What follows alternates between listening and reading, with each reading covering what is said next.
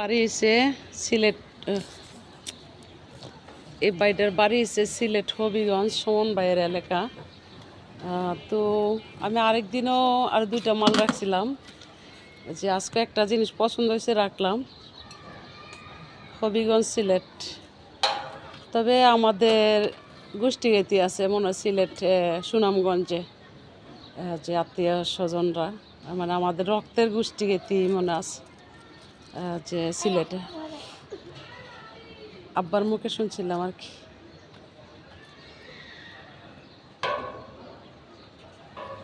তো এইমাত্র আমার কাছে বিক্রি করলেন, তাই না? যান, ভালো হবে ইনশাল্লাহ।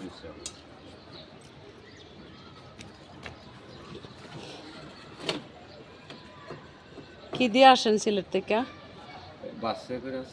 বাসে না, এইভাবেই? বেগম বাজার। ও আচ্ছা আচ্ছা। কালকে ভূমিকম্পে পুরান ঢাকা কেমন ক্ষতি হয়েছে? অনেক ক্ষতি হয়েছে, অনেক ক্ষতি হয়েছে না? মানুষ মারা গেছে আমাদের কাছে। আহারে, 3 জন মানুষ মারা গেছে বংশ।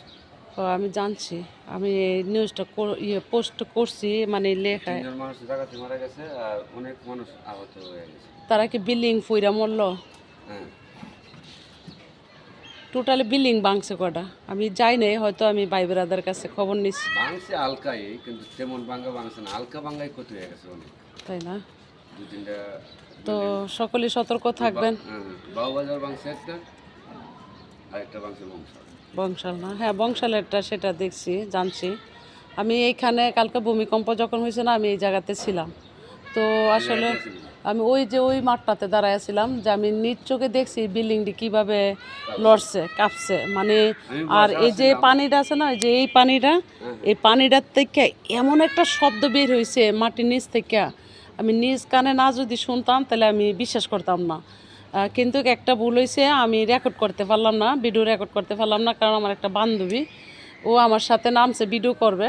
তো ওর বাচ্চা কোথায় জানি চলে গেছে, সেই বাচ্চাটার জন্য আহামরি আহাজারিতে আমার আর ভিডিওটা করা হলো না, মানে আমার ডিস্টার্ব হলো। মানে আমি নিজ কানে যদি শব্দটা না শুনতাম আর বিল্ডিং লড়াগুলো যদি না দেখতাম, তো আমি বিশ্বাস করতাম না। কারণ আমার লাইভে ভূমিকম্প হয়েছে, মানে বাসার ভিতরে এরকম দেখি নাই, আর চোখে দেখি নাই যে কীভাবে বিল্ডিংগুলো লড়ে বা চুলাচুলি করে, বা পুরো এক বিল্ডিং আরেক বিল্ডিংয়ের সাথে লেগে যাচ্ছে, এরকম একটা অবস্থা।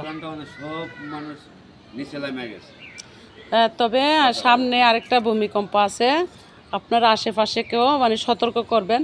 কি করতে হবে, আতঙ্ক ছড়ান যাবে না, আল্লাহর দেওয়া ভূমিকম্প। হ্যাঁ, যে কোন দিন হবে কেউ এটা বলতে পারে নাই, হয়তো গবেষকরা বের করছে বাংলাদেশ বড় ধরনের ভূমিকম্প আরেকটা হবে, আমরা ভাবছি এটাই মনে হয়েছে, না এটা না, আরেকটা রয়েছে, কোন দিন হবে, কোন সময় হবে, এই মাসের মধ্যেই হবে নাকি, মানে এটা কেউই জানতে পারতেছে না। কি করতে হবে, সব সময় বউ বাচ্চাদেরকে বলবেন ঘরের ভিতরে পরিষ্কার থেকে দোয়া দরুদ পড়ে, সকলেই যেন খোদা তাআলাকে ডাকে, মানে এটাই প্রমাণ, শেষ ঠিকানা একমাত্র আল্লাহ। হ্যাঁ, এছাড়া কোনো গতি নাই।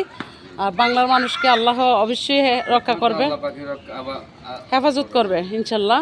যদিও এটা আমাদের জন্য হবে, আর আমরা যদি নাফরমানি করি বা আল্লাহ তাআলাকে ভুলে যাই বা যা খুশি তা করি, তো আমাদের কপালে শনি আছে। আর যদিও আমরা আল্লাহর কাজ করি যার যার জায়গা থেকে, খুদাকে ভয় পাই, ভয়ে বা এরকম, এটা আল্লাহ কাইটা নিতেও পারে। হ্যাঁ, বা যেন 1 ডিগ্রি 10 ডিগ্রি সেখানে 1 ডিগ্রি হতে পারে, বুঝেন নাই?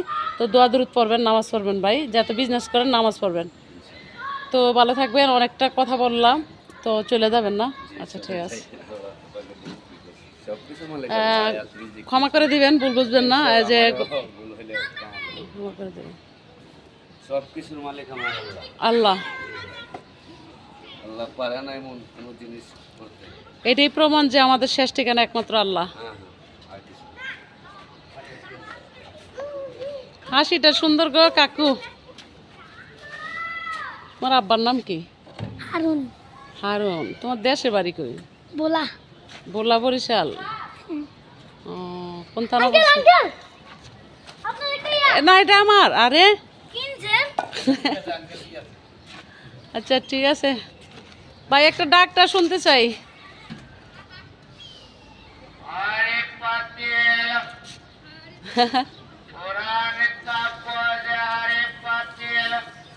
ফাইন।